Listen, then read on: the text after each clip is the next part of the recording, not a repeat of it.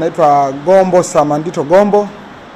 Mimi ni mgombea wa kiti cha rais kupitia chama cha wananchi CUF. Nimewaita leo asubuhi tuweze kuzungumza mambo machache tu yanayohusu nchi yetu. Ni mambo mawili tu nataka tuzungumze. Ndugu zangu waandishi wa habari, sisi tukiwa wa Tanzania tuko kwenye kipindi cha uchaguzi wa kuchagua rais wa Jamhuri ya Muungano wa Tanzania. Na uchaguzi huu wakati ukiendelea, yako mambo pia mengine yanayoendelea kwenye nchi yetu. Nimeona leo nije nizungumze na ninyi, kupitia ninyi Watanzania watapata ujumbe ambao nahitaji Watanzania waupate. Cha kwanza ninachotaka kuzungumza ni kwamba mimi kama mgombea wa chama cha wananchi CUF na laani kwa nguvu zangu zote matendo yanayoendelea hapa nchini ya utekwaji wa raia wa Tanzania.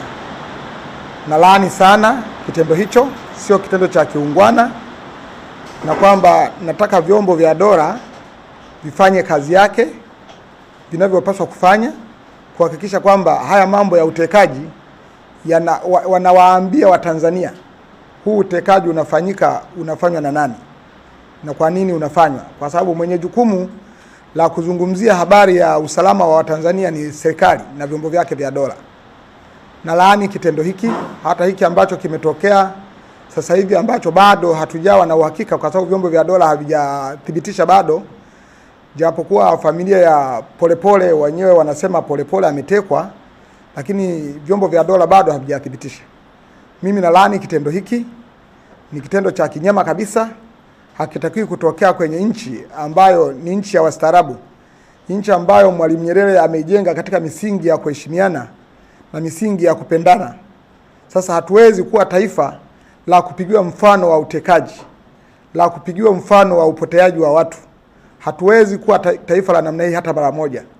Tunavyoelekea sasa hivi kwenye uchaguzi, hatuendi kwenye uchaguzi na sifa ya watu kuwa na hofu na nchi yao.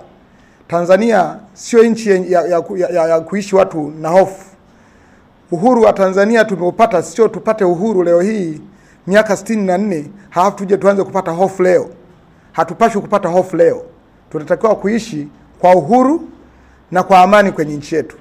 Amani inayohubiriwa na viongozi wetu inatakiwa ionekane kwa vitendo, sio ionekane kwenye midomo yao. Kwa hiyo mimi kama mgombea wa chama cha wananchi CUF na laani sana hivi vitendo, na naomba visijirudie, na Watanzania wanapaswa kuelewa kwamba vitendo hivi havina uzuri